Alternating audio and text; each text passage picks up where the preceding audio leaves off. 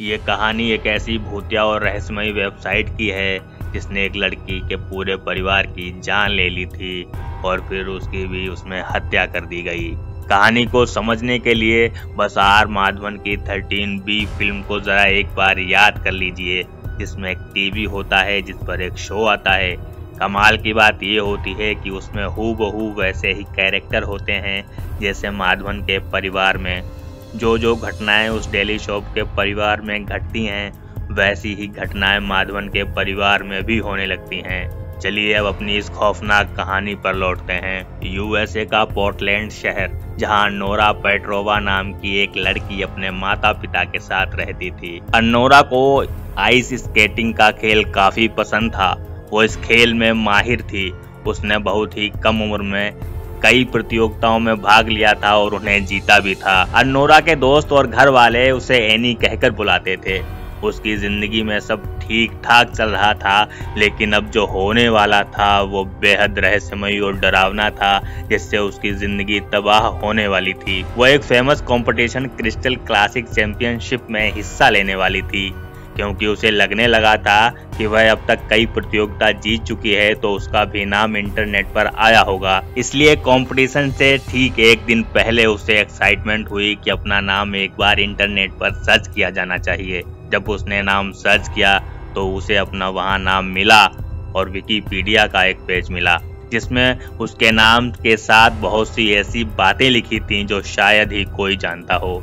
उस Wikipedia page पर Nora के जीवन के बहुत से ऐसे पहलू के साथ काफी सारी जानकारी थी और उसके द्वारा जीती गई प्रतियोगिता की भी सारी जानकारी दी गई थी, जो कि लगभग सही थी। लेकिन जब उसने आगे पढ़ा तो उसके होश उड़ गए। अचीवमेंट के सेक्शन में लिखा था कि Nora Portland crystal classic championship की विनर है।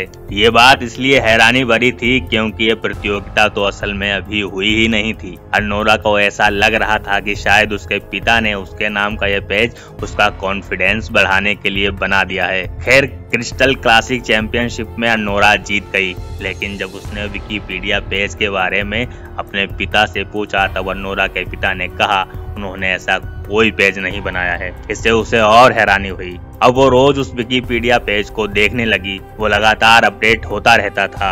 अब जो भी उसके जीवन में घट रहा था वह सब इस पेज पर पहले ही अपडेट हो जाता था। इस पेज को कौन अपडेट करता था ये उसके लिए अब भी एक रहस्य था। इस पर उस प्रतियोगिता से संबंधित जानकारी आ जाती थी जो वो खेलने वाली होती थी और प्रतियोगिता में वो जीत भी जाती थी। कई प्रतियोगिताओं को लगातार जीतने के कारण नोरा के मन में एक लालच भरी खुराफात जन्मी।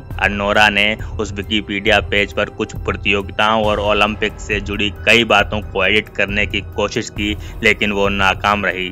पेज को एडिट करने की उसकी कोशिश उसके सबसे भयंकर और खौफनाक भूल साबित हुई, जिसके बाद उसकी जिंदगी में एक के बाद एक भयानक घटनाएं होने लगीं, जिनकी कोई ठोस वजह नहीं थी, लेकिन वो घटनाएं फिर भी घट रही थीं। कुछ देर बाद ही वो पेज अपडेट हो गया और अब कई चीजें बदल चुकी थीं।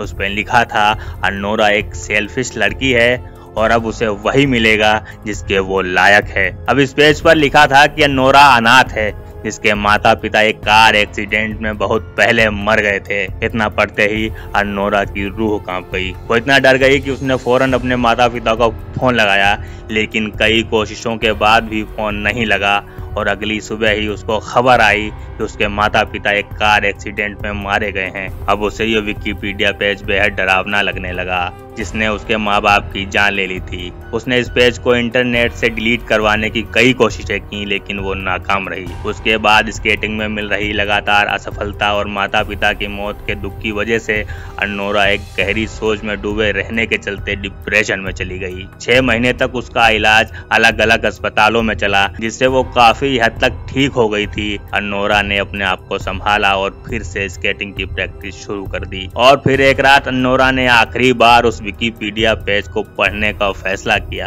लेकिन उसे क्या पता था कि वो वही खौफनाक गलती दोहराने जा रही है। अब की बार उस पेज पर लिखा था कि नोरा पेट्रोवा एक अमेरिकन जूनियर स्केटिंग विनर थी। इस अनाथ लड़की की मौत उसके लालच और अकेलेपन की वजह से हो गई। और फिर कुछ दिनों के बाद पुलिस को अनोरा की लाश उसके घर में मिली। अपने कंप्यूटर के मेज पर पड़ी अनोरा कई दिन पहले ही मर चुकी थी। इसके पूरे केस के मामले में पुलिस ने जांच के दौरान एक हैरान करने वाली बात बताई। पुलिस ने कहा कि अनोरा ने अपने माता पिता को उस रात कोई कॉल नहीं किया था और ना ही उसने किसी तरह के विकिपीडिया पेज के बारे में कोई कंप्लेन की थी। पुलिस को अनोरा के कंप्यूटर में एक लेटर मिला जो अनोरा ने अपने एक दोस्त को लिखा था, जिसमें उसने उसके साथ घटी सारी घटनाओं का जिक्र किया था। लेकिन इस लेटर को अनोरा ने कभी अपने दोस्त को भेजा ही नहीं था। इसके बाद अनोरा के इस केस की चर्चा इंटरनेट पर खूब हुई, लेकिन कोई पता नहीं लगा पाया कि आखिर उस खौफनाक और जानलेवा विकिपीडिया पेज का रहस्य क्या था। इस घटना को आज भी लोग अनोरा की मिस्ट्री के रूप में जानते हैं।